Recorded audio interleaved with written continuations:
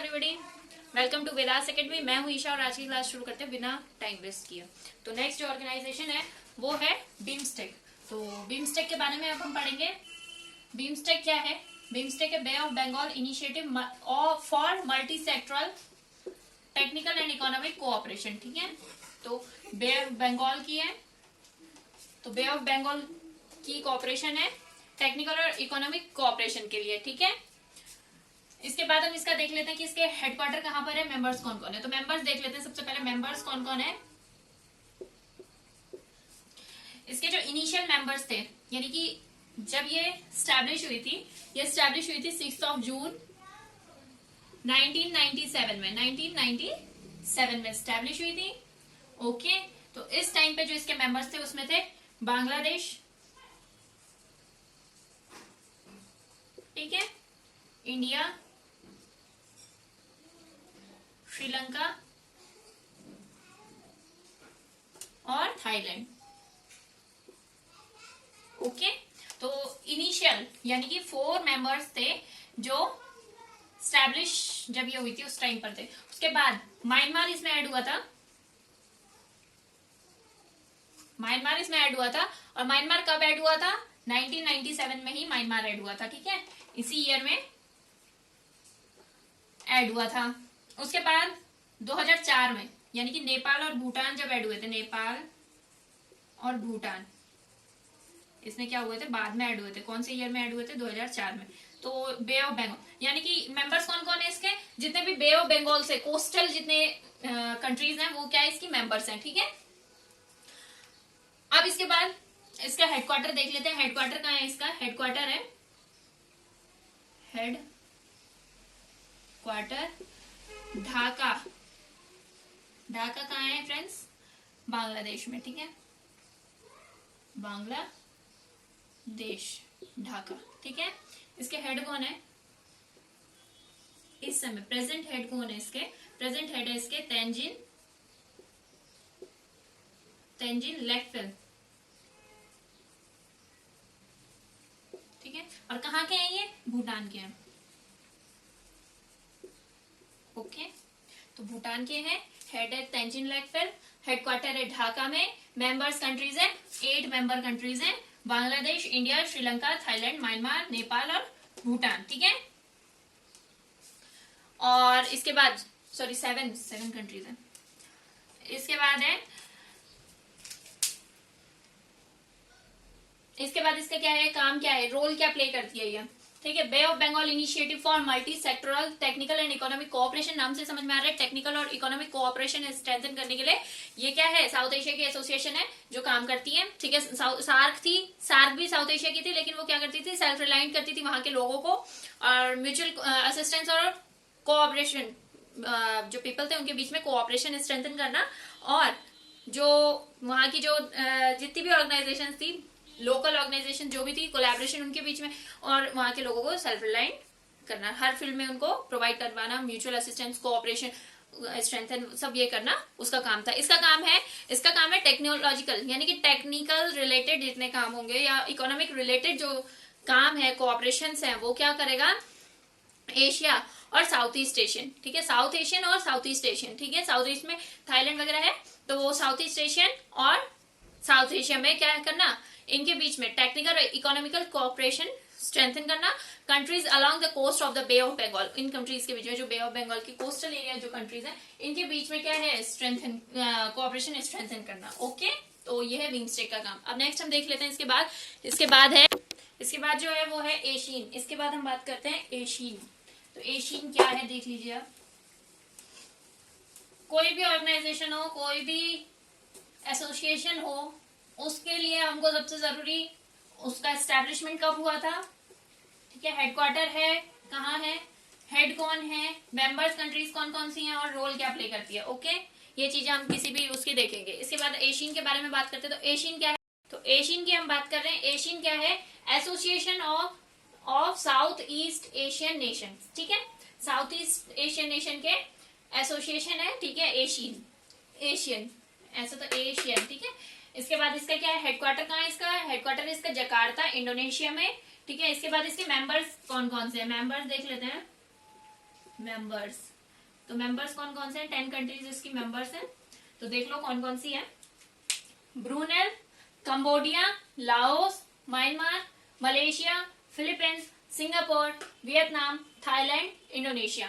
Okay, तो ये countries इसकी क्या है? मेंबर कंट्रीज है।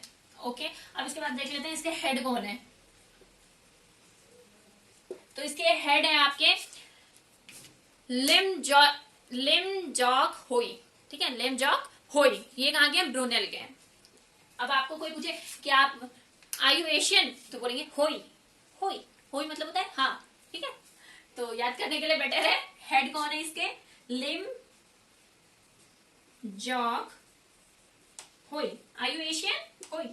ओके, तो लिम जॉक होई है, ये कहाँ के? ब्रूनेई के। तो एशियन से आपको याद रहेगा और होई आपको याद रहेगा। ठीक है, हेड आपको याद रह जाएंगे फिर। एशियन, तो are you ASEAN? Hoi, Lim Jock Hoi. Okay, अब स्टैब्लिश कब हुई थी? स्टैब्लिश हुई थी आपकी ये 8 अगस्त 1967 में। ओके, तो स्टैब्लिश देख लीजिए, स्टैब्लिश कब हुई थी, लिख लीजिए साथ में। तो स्टैब्लिश हुई थी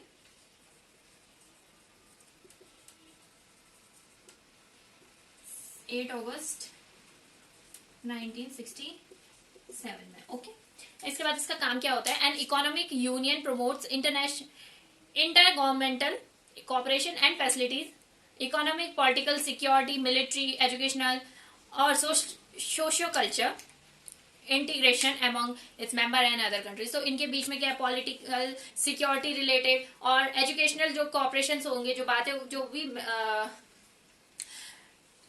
इंटीग्रेशन होगा, मतलब आपस में उनको क्या करना? स्ट्रेंथन करना। और किसके बीच में?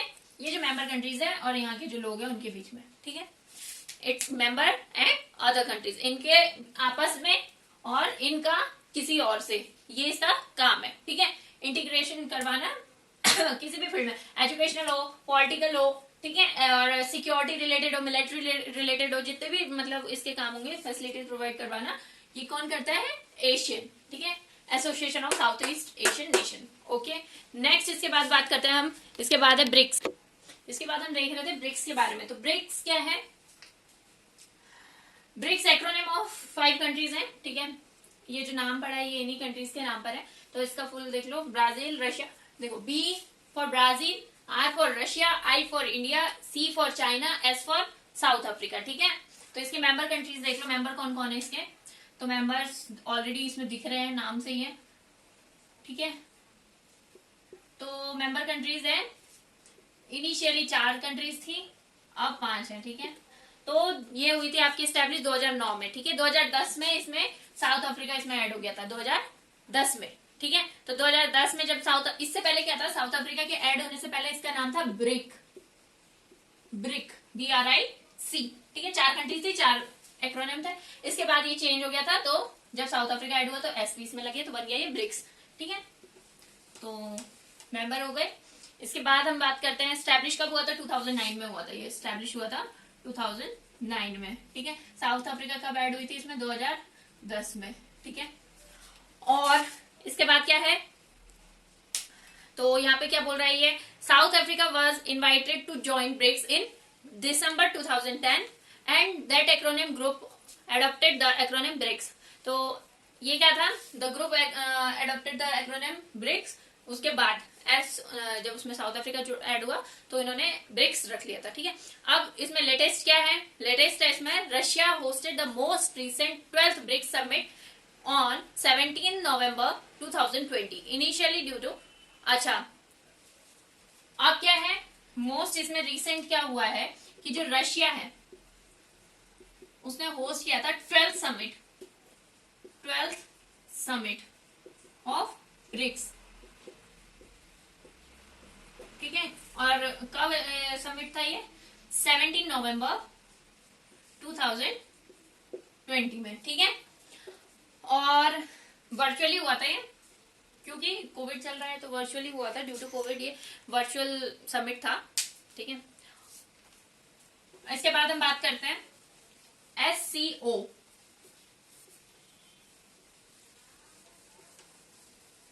SCO क्या है? SCO शंघाई कोऑपरेशन ऑर्गेनाइजेशन, ठीक है, शंघाई कोऑपरेशन ऑर्गेनाइजेशन, SCO। तो शंघाई कोऑपरेशन ऑर्गेनाइजेशन,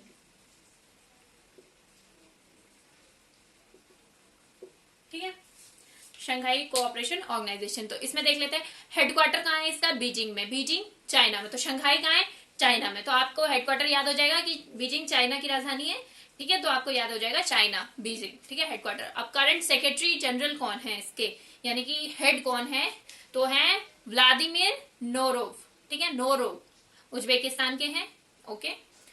तो व्लादिमीर नोरोव एस्टैब्लिश कब हुई थी, 2001 में एस्टैब्लिश हुई थी। इसके मेंबर कंट्रीज कौन कौन सी है, 8 मेंबर कंट्रीज हैं, कौन कौन सी है, China, Kazakhstan, Kyrgyzstan, Russia, Tajikistan and Uzbekistan.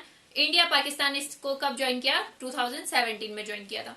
तो आपको याद करने के लिए क्या हो जाएगा, स्टैब्लिश हुई थी 2001 में। मेंबर कंट्रीज हैं उज्बेकिस्तान, क्योंकि इसके जो वो है हेड, उज्बेकिस्तान, किर्गिस्तान, तजाकिस्तान, ठीक है, और उज्बेकिस्तान, किर्गिस्तान, तजाकिस्तान और कजाकिस्तान, कजाकिस्तान हो गए 4 स्थान। याद करने की ट्रिक मैं बता रही हूँ, 4 तो हो गए इसमें स्थान, ठीक है। अब इसके बाद और कौन कौन सी है, रशिया, इंडिया, पाकिस्तान और चाइना, 4 और कंट्रीज हैं, रशिया, इंडिया, ठीक है, 2 बड़ी इकोनॉमी, उसके बाद चाइना और पाकिस्तान, ठीक है। तो 8 कंट्रीज हो गए। तो China, Kazakhstan, Kyrgyzstan, Russia, Tajikistan और उज्बेकिस्तान, इंडिया और पाकिस्तान 2017 में ऐड हुए थे, ये आपको याद रखना है। अब इसके बाद इसका काम क्या है, जो यूरेशियन यानी कि यूरोप के कुछ देश हैं और एशिया के कुछ देश हैं, उनके बीच में क्या है, पॉलिटिकल, इकोनॉमिक, सिक्योरिटी अलायंसेस, ठीक है, स्ट्रेंथ करना, लार्जेस्ट रीजनल, और एक और चीज है इसमें कि ये सबसे बड़ी है, ये इसके मेंबर्स हैं, हाँ मेंबर्स है ये 8 कंट्रीज।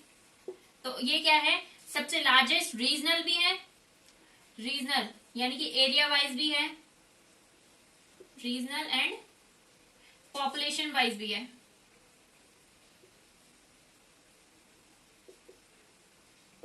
ठीक है, यानी कि ज्योग्राफिकल और पॉपुलेशन में दोनों में क्या है, ये लार्जेस्ट है, ठीक है। Coverage and geographical coverage and population क्या है, लार्जेस्ट है, ठीक है, largest regional organization in the world in terms of geographical coverage, largest regional cooperation, ठीक है, geographical coverage, geographical coverage and population coverage, दोनों में क्या है, ये सबसे बड़ी है, लार्जेस्ट। तो क्या है, ये लार्जेस्ट ऑर्गेनाइजेशन है, largest regional organization, largest regional organization in terms of geographical coverage and population, okay. तो नेक्स्ट हम बात करते हैं इसके बाद, तो G7 क्या है, G7 है, इसके बाद हम बात कर रहे हैं G7 की। तो G7 क्या है, ग्रुप ऑफ 7, G7, तो G स्टेट फॉर ग्रुप, तो ग्रुप ऑफ 7 कंट्रीज, ठीक है, ग्रुप ऑफ 7 कंट्रीज। तो कौन कौन सी 7 कंट्रीज हैं, इसके बाद आपने सुना होगा G7, G8, G20, है ना, क्या है ये सब G, तो G तो है लेकिन क्या है देख लीजिए। तो group of 7 countries, Canada, USA, UK, France, Italy, Japan, Germany. तो ये तो हो गई 7 कंट्रीज का ग्रुप। अब इसी में देख लीजिए G8 भी, इसमें ही मैं बता देती हूँ G8। तो G8 में क्या है, एक रशिया और एड अप हो जाएगा G7 में, रशिया प्लस G7, ओके। तो ये बन गया G8 आपका, क्योंकि 7 कंट्रीज G7 की और एक रशिया ऐड हो गया, तो G7 और रशिया G8 बन गया, ओके। इसके बाद G20 है, ठीक है, तो पहले हम देख लेते हैं G7 और G8 का। तो G7 जो है, G8 तो क्या है, वापस से G7 बन गया था। तो G7 क्या है, एस्टैब्लिश हुआ था 1975 में, सॉरी 1975 में एस्टैब्लिश हुआ था। ठीक है, मेंबर कंट्री 7 है। और इसका काम क्या है, देखो इसका जो काम है, the head of the government of the member states meet at the annual G7 summit. ठीक है, अब इसका काम क्या होता है, जितने भी ये मेंबर स्टेट्स थे, इसके जो हेड होते हैं, गवर्नमेंट हेड होते हैं जो, उनका क्या होता है, उनका समिट में, G7 समिट में क्या होती है, मीटिंग सेट होती है। उनमें वो क्या करते हैं, उनके बीच में डिस्कशन होता है, किसमें उनके बीच में डिस्कस होता है, डेलिब्रेट करते हैं, यानी कि बहुत सोच विचार करके वो क्या सोचते हैं, किसके बारे में बात करते हैं, economic issues, on economic issues of member states. ठीक है, इनके जो इकोनॉमिक इश्यूज होते हैं उनके ऊपर ये बात करते हैं, किसके, मेंबर स्टेट्स के इकोनॉमिक इश्यूज में। ठीक है, और सब्जेक्ट्स में भी बात, ग्लोबल जो प्रॉब्लम्स होते हैं और में भी बात करते हैं, लेकिन मोस्टली इनका फोकस किस में रहता है, इकोनॉमिक इश्यूज में रहता है। ओके, तो इसके बाद देख लेते हैं हम G20 के बारे में, देखते हैं थोड़ा सा। तो अब इसके बाद हम बात करते हैं G20 के बारे में। ठीक है, तो G20 क्या है, G20 का एस्टैब्लिशमेंट हुआ था 1999 में, 1999 में एस्टैब्लिश हुई थी। ओके, अब देख लेते हैं इसके बारे में थोड़ा सा। G20 के जो मेंबर्स हैं, ग्रुप ऑफ 20, G20 समझ में आ रहा है, क्योंकि जैसे G7 था, G8 था, ग्रुप ऑफ 7, ग्रुप ऑफ 20 वैसे ही। ठीक है, तो ग्रुप ऑफ 20 कंट्रीज है, is an international forum which includes 19 of the world's largest economic and European Union. ठीक है, यानी कि 19 तो क्या है, लार्जेस्ट इकोनॉमीज है, और एक क्या है, यूरोपियन यूनियन है। यूरोपियन यूनियन क्या है, 27 कंट्रीज की यूनियन है। ठीक है, आगे देखेंगे इसके बाद। तो 19 इसमें क्या है, देश है, अलग कंट्रीज हैं, और एक यूनियन है, यूरोपियन यूनियन है। तो देख लो क्या क्या है। देखो सबसे, अब मैं आपको डायग्राम के हिसाब से समझाती हूँ। G7 क्या है, G7 में कितनी कंट्रीज है, 7 कंट्रीज है। कौन कौन सी हैं, Canada, USA, UK, France, Germany, Japan, Italy. Okay, इसके बाद आता है G8। तो G8 में एक रशिया आप एडअप कर दो तो G8 बन गया। ठीक है, एक कंट्री और एडअप हुई है। इसके बाद G20 में 20 कंट्रीज होनी थी। ठीक है, तो 7 तो ये हो गई, 1 ये हो गई, 8 कंट्रीज इधर हो गई, और बाकी की 12 कंट्रीज ये हो गई।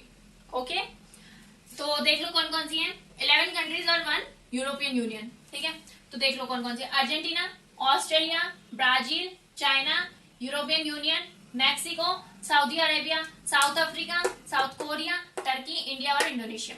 ओके, तो ये कंट्रीज हैं, बाकी 12 कंट्रीज हैं। ठीक है, अब इसको याद करने की ट्रिक मैं आपको बता दूं। अब अगर आपको याद करने के लिए इसको इजी वे में याद करना है, जो बाकी की 12 है, ये तो हमको याद हो जाएगा, G7, G8। ठीक है, इसके बाद A,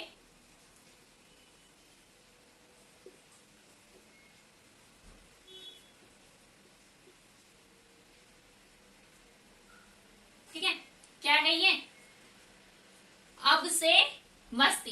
ठीक है, देखो AABCEMSTII।